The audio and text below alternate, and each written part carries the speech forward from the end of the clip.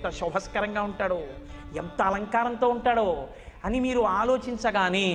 ఒక్కసారి మీరు ఆ తిరుమల కొండ మీదకి వెళ్ళి అక్కడ ఎదురుగుండా ఉన్నటువంటి బేడి ఆంజనేయ స్వామి వారి పాదాలకి నమస్కారం చేసి పాతాళగంగలోకి వెళ్ళి మునక వేసి ఒళ్ళు తుడుచుకుని ఆదివరాహస్వామి గుళ్ళోకి వెడితే ఇలా ఉన్నటువంటి ఆదివరాహస్వామి గుండెల మీద ఇలా ఉన్నటువంటి మహాలక్ష్మీ అమ్మవారు దర్శనమిస్తే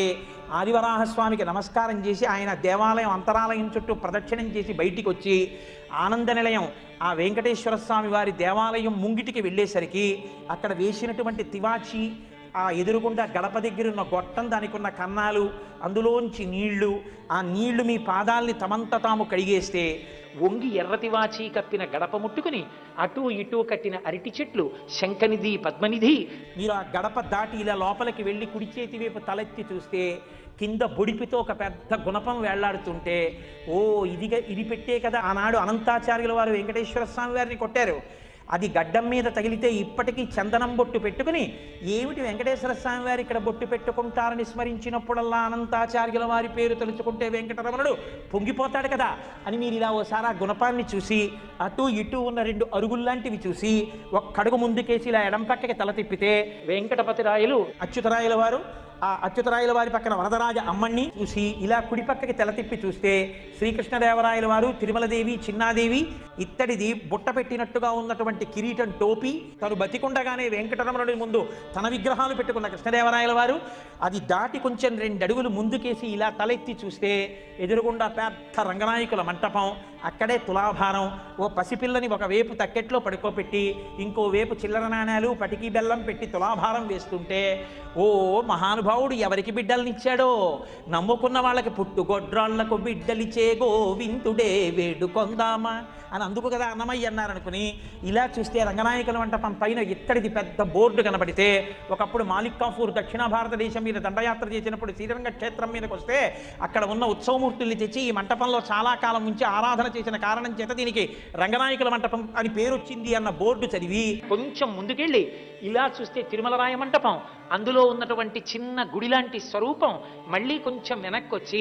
ఆ త్రాసు పక్క నుంచి అలా నడిచి వెడుతుంటే చతురస్రాకారంగా ఉన్నటువంటి ఆ బిళ్ళలలా ఉన్నటువంటి అమరిక, పూర్వం ఆ లోపల వాహనాలు ఉండేవి, ఆ రంగనాయకుల మంటపంలోకి చూస్తూ కుడి పక్కకి తిరిగి అక్కడ కూర్చుని డప్పు కొడుతున్న ఒక వ్యక్తిని చూసి ఇలా తల తిప్పి అక్కడ ఉన్నటువంటి రాజా తోడరమల్, పితాబి, మోహనాంగి ముగ్గురిని చూసి ఎడంచేతి వైపు కళ్యాణ మంటపం, ఆ పెద్ద అరుగు, 2 సింహాసనాలు, కళ్యాణానికి ఉపయోగించేవి, గోడలకి పెట్టబడిన పెద్ద పెద్ద పెడస్టల్ ఫ్యాన్స్, ఇలా కొంచెం ముందుకి నడుస్తుంటే ఆ ఇత్తడి కవాటాలతో కూడుకున్న తడికలు, తెలియక పిల్లలు వాటిని ఇలా గిరికీలు తిప్పుతూ ఇలా తిప్పుతుంటే వస్తున్న చప్పుడు, జాగ్రత్తగా నడవకపోతే కొంచెం ఇరుగ్గా ఉండి ఎడంచేతి పక్కనే విడుతున్న ఎర్రటి రంగులో ఉన్న పెద్ద గ్యాస్ గొట్టం, దాన్ని దాటుతూ కొంచెం ముందుకెడితే ఎదురుగుండా ధ్వజస్తంభం, దాని ముందు బలిహరణ మంటపం, దాని మీద పెట్టబడిన అన్నం, ఆ మూల ఇంకొక బలిహరణ మంటపం, ఆ ధ్వజస్తంభానికి కట్టబడిన పెద్ద పెద్ద దర్భలు, అక్కడి నుంచి ఇలా పక్కకి తిరిగితే పెద్ద గడప, ఆ గడప దాటబోతుంటే ఎడంచేతి పక్కన ఉన్నటువంటి గోడలో ఈ మధ్యనే బయట పెడితే అద్దాల పేటిక లోపల ఉన్నటువంటి హాతీరాం బావాజీ పాచికలాడుతున్న దృశ్యం, ఇలా తలపైకెత్తి చూస్తే ఆ పైన 2 పైకప్పులు విడిపోయి ఆనందలయ విమానానికి సంబంధించినటువంటి ఆ పైకి వచ్చినటువంటి కట్టడం, మహానుభావుడు రంగనాయక స్వామి ఇలా పడుకుని బంగారు మూర్తి గాజుపేటికలో కనపడితే మీరు మెట్టు మించి కిందకి దిగి కొంతమంది వరదరాజస్వామికి చుట్టూ తిరిగి వస్తుంటే కొంతమంది వరదరాజస్వామికి ముందుకు వెళ్ళిపోతుంటే మీరు అలా వెళ్ళి వరదరాజస్వామి వారు ఆకుపచ్చ పట్టుపంచ ఇంత ఎర్రటి బార్డర్తో పంచ కట్టుకుని ఉంటే వరదరాజస్వామికి నమస్కారం చేసి అలా ముందుకెళ్ళి కుడిపక్కకి తిరిగితే తిరగగానే ఓం నమో వెంకటేశాయ అని ఆనందనిలయంలోంచి వినపడుతుంటే మీరు ఒక్క అడుగు లోపలికేసి ఇలా ఆనందనిలయం లోపలికి వెళ్ళి ఇలా తలపైకెత్తి చూస్తే మెట్టతావరాకులు ఎలా ఉంటాయో అలా తెల్లటి దీపాల గుత్తులకి ఆకులుండి మధ్యలో దీపాలు వెలుగుతుంటే పెద్ద దీపాల గుత్తు ఒకటి గోళీలతో తయారు చేసిన లాంటిది ఒకటి వేలాడుతుంటే కొంచెం ముందుకెళ్ళి కుడిపక్కకి చూస్తే రెక్కలు విప్పినటువంటి గరుత్మంతుడు కనపడితే ఆయనకు నమస్కారం చేసి మళ్ళీ మీరు ఇలా అభిముఖంగా తిరిగితే ఎదురుగుండా ఒక్కసారి ఆ 2 పక్కలా ఉన్నటువంటి మంటపాల్లోంచి ఇలా జ్యోతులు పట్టుకున్నటువంటి మూర్తులు, ఇది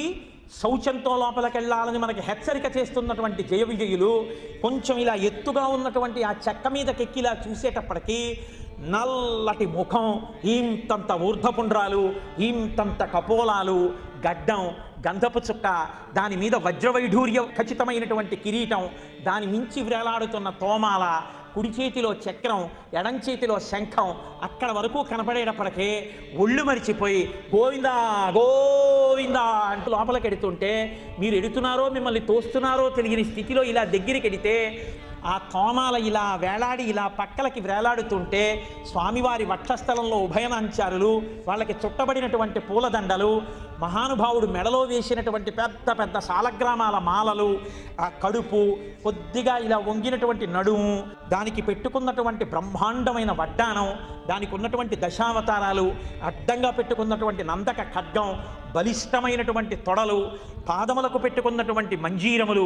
అసలు లోకంలో ఎక్కడా లేని రీతిలో మోకాళ్ళకి పాదాలకి మధ్యలో ఇలా ఏటవాలుగా కట్టెవంకి పెట్టుకున్నట్టుగా పెట్టుకోబడినటువంటి మంజీరములు, ఇంతంతలా అవున బంగారంతో చేయబడి గుత్తులతో ఆ చేయబడిన గజ్జెలతో ఉన్నటువంటి ఆ అందెలతో ఉన్న స్వామి వెలిగిపోతున్న కుడి చెయ్యి ఇలా చూపిస్తుంటే, ఆ మకర కుండలాలు ఆ చెవుల్ని ఇలా కప్పి ఉంటే ప్రకాశవంతంగా వెలిగిపోతుంటే, ఆ లలాట భాగం కనపడుతుంటే, ఆ చేతి వంక చూస్తే మణుల చేత పొదగబడిన ఆ చేతిని చూసి